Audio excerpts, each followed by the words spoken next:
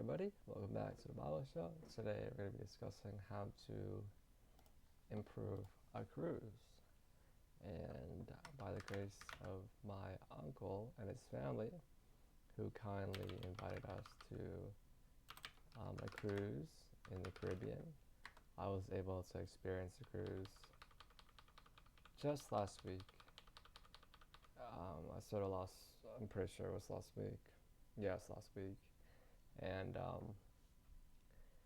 I think just like everything in life, sort of some things are sort of a microcosm of life. And I think by going through and how to improve a cruise and what I think can change as a young adult, I think that's definitely going to broaden and improve and change other areas of life. So, without further ado, let's get started. So, a lot of things to say about the cruise. Let's just start with the positive things. It's a very luxurious atmosphere. I heard some comments that it's sort of like a large mall, and it sort of is. Definitely lots of floors, has that mall aspect, very spacious. Um, I guess to some degree, like in like the big floors, like maybe like deck five. Yeah, it's deck five for our cruise. Royal Caribbean, Legend, Star of the Seas. Pretty sure Star of the Seas. It was like the shopping area, food area. It was like a bar, a pub. As a comedian made a joke about a pub. Can't forget it. Pub, a pizza place, and there was a shopping area. It was like this big, huge lounge area, which I think is amazing. Um, Overall, I think it was just that Deck Five was amazing. I could go on about Deck Five, just improvements, pros and cons. But overall, a cruise, it's a wonderful experience. I would highly recommend. I think the first couple of days is always very exciting. It's also amazing if your cruise stops by many places like ours stopped by, like a lot of places in Mexico. I think some of the Caribbean islands, if I'm not mistaken, just a lot of stops in the way. Some of the islands are more like artificial islands where it's sort of a fun place. It's like for example, one stop we had was Costa Maya, and that was this is a basically empty island, but they filled it with artificial water area. Of course, they have the natural water because it's an island on the outside, on the perimeter. And it's just food places paid for by of course, all inclusive with the cruise, and like beach chairs, a volleyball area, pickleball area, beach pickleball. So overall, it was pretty amazing. Just like each stop, and some of the stops, it's more like you're stopping in someone's backyard. Like we went in an island that was like an island of like the Aztecs or something like that, or the Mayans, and we just learned more about the culture. Other islands, it was more so like someone's backyard, but they turned it into a touristy destination. So it's like a bunch of shops sort of along the port, and just a pool area, bar. It was like really cool, really busy, really hot, a lot of people. So overall, very bustling and exciting experience. And it's 7 days, so I guess that's sort of where maybe sort of where the cons begin, because a lot of people, I think, share a sentiment that sometimes 3 or 4 days can feel a little too long. Maybe 2 or 3 days is just enough, or maybe 4 or 5 days is too long. Maybe 2 to 3 days is enough. I guess seeing sometimes the same things over and over in terms of, people have already been to a pool a bunch of times in their life. People have already eaten the same food at the buffet over and over again. The scenery is beautiful, very amazing. Just watching this ship cruise by towards the next island. That's always enjoyable. The swaying isn't too much, and so overall a cruise, it's a lot of amazing things about a cruise. But I think a lot of things that can be of course, improved upon. And I'm gonna see if I can break it down one by one and maybe connect it back to life, connect it back to just like life as a whole. Because I do think a cruise is sort of a microcosm of life, since there's a bunch of people which create a sort of culture, atmosphere, or environment. In that culture, atmosphere, environment, sort of just dominates the vibes or feelings that the cruise gives. So, one thing I noticed about the cruise, about being on a cruise, is that a lot of people were, of course, a lot of people were on their phones, a lot of screenagers, which is, um, I didn't think about the cruise is that you have to buy data for like certain phone plans. You have to buy data, or else you get charged by your data provider like a certain fee or something. So not everyone, I'm guessing not everyone had data or Wi-Fi, but for those who did, it's like a lot of actually,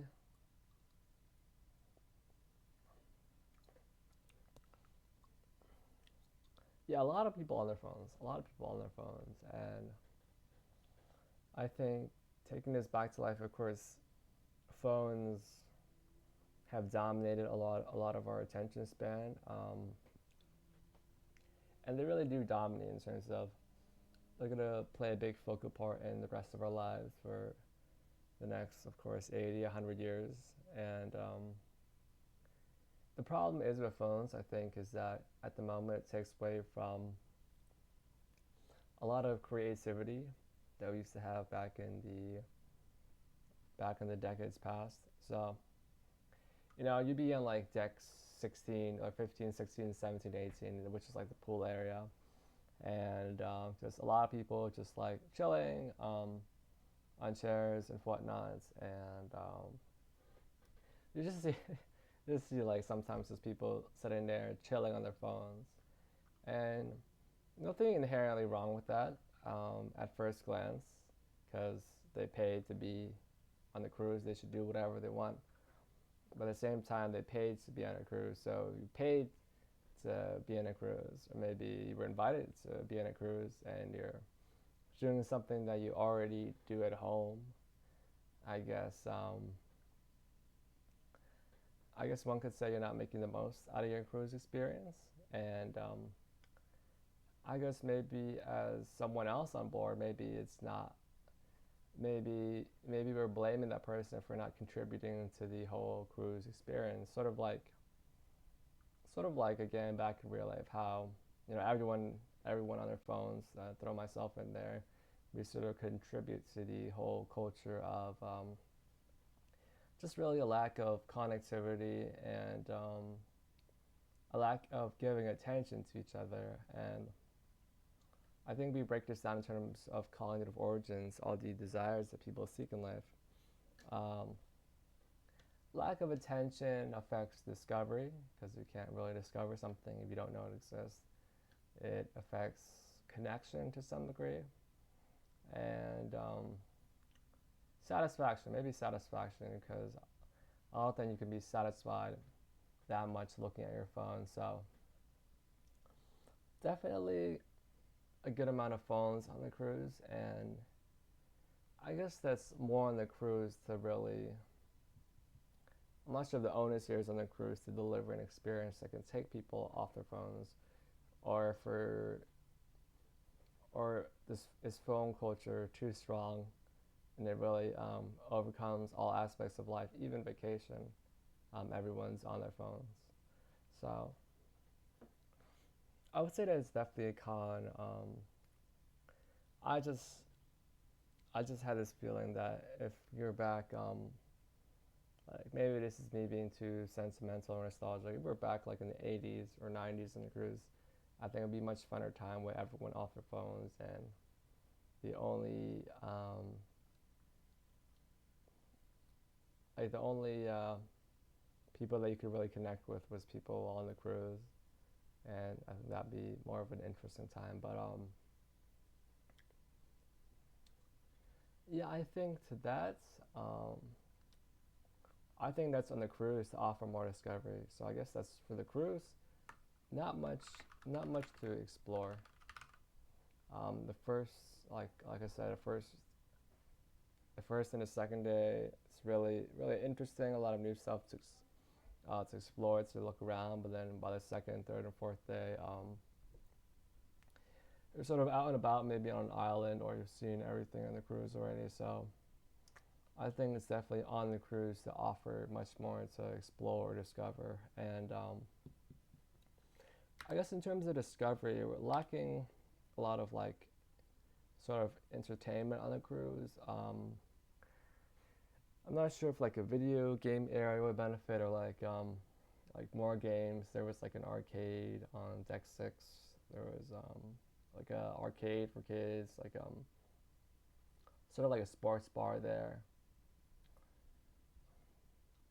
But there was just not enough for people to discover, explore that was different from everyone's regular lives. There was a lot of things that people have already experienced, and even the entertainment and shows where it's a great thing to have on a cruise, but it's sort of the concept that it it sort of falls flat in some aspects due to the fact that like just day to day life, most people don't go out of the way to see Broadway shows or performances, or they don't go out of the way to see comedy shows of that sort. So it's more so it's more so entertainment to pass the time than entertainment that is novel or new. One thing I think the cruise did nail right, they had a sort of nightclub area, which was the music hall on deck 3. I think the nightclub was probably pretty fun. I think the DJ was not too bad. I think he did his best, but I think they could have gotten a better, like a DJ with more. Uh, in my opinion, I think they could have gotten a different DJ with different tastes in music. But I think the nightclub was good. It offers a sort of nightlife experience that if someone that's coming from the suburbs, I think it's missing. There's not really much nightlife experience in the suburbs. Probably because of zoning laws, not enough people. Liquor license, it's expensive, all that stuff. So I think the nightclub was a great hit. Even though it was pretty quiet most nights. I only went there twice because um, sort of um, been there with the club experience. But I can imagine for everyone that was there, even though there wasn't a lot of people, it was a pretty good time, and sort of how to really change and fix a nightclub experience where everyone's dancing and having a good time. I think that's a separate video, but overall, I think the nightclub is a great idea because just it offers something that people are actually missing, and people genuinely want to pursue. Because I think there's still that notion that you could. There's still that aspect of like passion, desire, like seductive feeling that sort of a nightclub brings. And I think there's like a lot more than dance. It's just the atmosphere brings the potential of some sort of prospects or something coming to fruition at a nightclub. I think I think that's something that was it's really good. That place, it was actually called the Music Hall, but it changed to a nightclub at like 12 a.m. or 1 a.m. So I think that's something that was on the dot, pretty good. And okay, that brings me to restaurants. I'm pretty sure some of the restaurants, like there was a park on deck 5 called Central Park, and I'm pretty sure you had to pay to go to these restaurants. It wasn't all inclusive. And at the buffet, there was a great variety of food, but I don't think it was really enough to satisfy everyone's palates. Although I think people went to the buffet the most compared to the desig- designated dining hall that they have for everyone on either deck 3 or 4. Like every passenger had like an assigned time to eat at a dining hall, an assigned place, either deck 3 or deck 4. And I don't think the restaurants really did it for everyone. So basically, they had the dining hall, they had pizza, the pizza place, Sorrento's. They had the cafe area, which had like sandwiches and whatnots, and then they had the buffet that was open. They called it the Windjammer, and then like a crepe place, a crepe and a Thai food place. But I think there just wasn't enough restaurants to serve the people, not enough venues, just really a lack of variety and lack of variety in restaurants. And the variety that there was in restaurants was sort of more so what is it called, an upsell experience. So I think definitely there could have been I think there could have been more variety in food and restaurants. Um,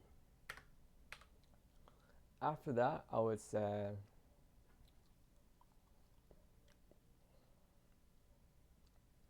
I think something I noticed. Another thing I noticed on the cruise was I guess the plus was that it had like a jogging track area on deck 5. There was like a sort of jogging track area, which was great. It was by the lifeboat area, so anyone that exercised or went to go exercise on deck 5 had had a lot more reassurance than other guests after seeing all the amazing lifeboats that with very large capacities they had on the outside. The number of people that it held, like 450, and I think the jogging track was great. Sort of how the architects sort of designed it, and sort of how the engineers implemented on the ship. It was like on the outskirts of deck 5, so it didn't take up that much space, and it served as like a working area for the crew members doing maintenance on the ship, as well as like sort of a jogging track area. So I think that was great from the architects who did all that. And yeah, overall, I think overall the exercise place, that's a plus. I don't think anything can be improved upon with that. They had a fitness center with like all the dumbbells and workout equipment if you wanted to work out. The jogging track, and of course the pools upstairs. There's no like really deep pools, like 5 feet pools. There's more like wading water pools and like neck high pools, nothing too big. So I guess that was really nowhere to swim unless you're at one of the islands, and even then you can't go too far because it's just, I guess, maybe not enough. Actually, I would say you can probably swim really on the islands, but on the cruise itself, not really much places to swim. So I think that took away from some of the fun aspect from the ship there. And besides that, I would say the events was something that could use more improvement upon. I think so. A lot of the events were catered toward families and kids, which does make sense because I think most of the demographic that were most like the dominating demographic on the cruise, of course, was families. Um, Not really many single people on there, mostly families on there. And but the thing is with events for kids, it's like with it's like the same with cats. Not to compare cats with kids in a derogatory sense, but you buy something, you buy like a scratch thing for a cat, like a scratch tower for a cat, and he goes to play with some random wrapper from your candy bar. And I think that's sort of the same thing with kids. Kids, give them like a playground, which they had on deck 6, like for our cruise, deck 6, deck 17, deck 18. just throw a couple balls, give kids a hula hoop, and there we go. Kids are having a blast, having a great time. I don't think you can really miss there. So I think just more events for adults. I think there should have been more dances, more soirees. I think the thing is with events. I think this. I think maybe because speak connect us back to the culture. I think this is a huge problem with events nowadays. Is that there's no like soirees or dances that really produce and creates um, a great time, produce great connections. Um, a lot of events nowadays are like yoga or Zumba. I think people consider that a very popping, like a very not an exciting event, but people consider that like a headlining event, like Zumba or yoga is a headlining event, and I'm not sure. I think that speaks to the performance culture of society. It speaks to everyone wanting to stay healthy. I just a side note, I do think yoga, since it originates from Hinduism, I do think it's slightly demonic, even though it's good for people's health. I do think it's slightly demonic. I said that many times, but I'm not too like bent on getting rid of yoga. But I don't think yoga or Zumba or Pilates is enough to really headline an event. And I think a lot of people nowadays, I think it's great for an event. I think it's great for people to get their exercise. But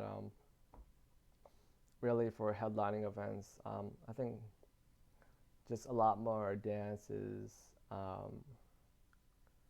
and something that encourages people to dance. I think something amazing that the cruise did was having a more formal theme. For example, there was one night where it was like all white, and everyone came dressed in all white. For most people came dressed in all white. It was pretty cool to see sort of that sort of that high school experience where it's like funny shirt day or funny socks day, and everyone or a lot of people came with funny socks or cool shirts to fit in or to be cool. Like you're in high school, you want to be cool. You follow the funny sock day or funny shirt day, and I thought that was pretty cool. But back to events, I think something that encourages people to really come to dances and really make an effort is um, dressing very well. I think a guy is okay to dance with a lady with with whatever with that. I think well not maybe not her A game attire or A game attire, but I don't think a woman is very satisfied dancing with a guy with like t-shirt, jeans, and flip flops. I don't think that's really her idea of a good time of any sort. So I think to bring back sort of like the soirees and parties and ballrooms of the past, just encouraging people to dress more formal, like some sort of suit and tie event. I think that would really bring people together because, of course, I think deep down, to some aspect,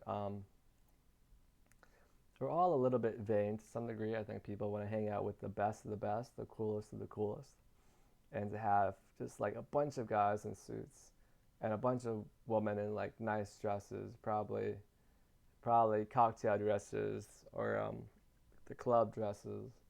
I think that would really encourage a great, just an amazing event, amazing nightlife experience, or amazing evening soiree or dance. Because just our casual culture in terms of how we dress, doesn't really cut it for like amazing events. And I think people can see that correlation over the decades as dress wear got less and less formal. Sort of the grandiosity and just awesomeness factor of events went down and down and down. So the point where we're at today, it's like the best sort of entertainment you can get is I guess the best nightlife experience is just at like a high end club where sort of the like the exclusivity maybe is sort of the pretty girls that attend there, or maybe the just the expensive liquor or beer or wine or alcohol that's there. That's sort of that's sort of the high. Those are sort of the high ticket items that people flock for, not necessarily, or maybe the city is very attractive. It's not necessarily the people that are the high ticket items. So I think definitely that day, the all white day, I think it was one of the few days where like everyone really connected. I felt like even though everyone was separated by, of course, all the different families that were there, everyone wanted to spend time with their own family. Of course, we're separated by race, ethnicity, and creed. But on that day where everyone wore all whites, I think that's sort of just how the cruise was able to accomplish that with just one poster on their digital bulletin board. I think that was super amazing and cool. And if there was like some sort of theme every night that would bring people together, um, I'm sure that would produce an amazing event. And yeah, just you know, like everything else on the cruise was pretty good. Just like deck by deck, the residency places were amazing, and the rooms were very nice. The staff was amazing. A lot of foreign workers, just especially from like Indonesia or Singapore. I'm not sure if that's. I'm pretty sure those are different places. And Singapore is in Singapore, Malaysia. Okay, yes, like Malaysia, Indonesia, and over like a lot of solid quality like good workers on the ship. Um, and like the people there, like people from all walks of life, people from many different backgrounds, socioeconomic status, different, of course, race, ethnicity, and creed. So definitely, lots of people to meet there.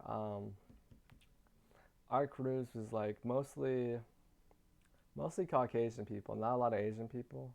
Some Asian people here and there. So I think maybe if you're like an Asian person, you might have more fun to like an Asian cruise, like maybe a cruise in Japan, or a cruise by like Southeast Asia, or and there were a good amount of black folk there, black people there, but I think the majority demographic of the cruise was white. So I think really you would feel more of a connection and satisfaction if you're like sort of like a white person there. I guess you would feel more. You feel like you fit in more. Um, and besides that, I'm not sure what else there is to talk about. I guess there could have been like a lot more like lounge areas, maybe chess areas, some more board game areas, some more recreation areas and places to hang out. But I think the water decks, I think did a great job of just satisfying people's um, just just chase for like freedom. There was like the sun tanning, there was the water there.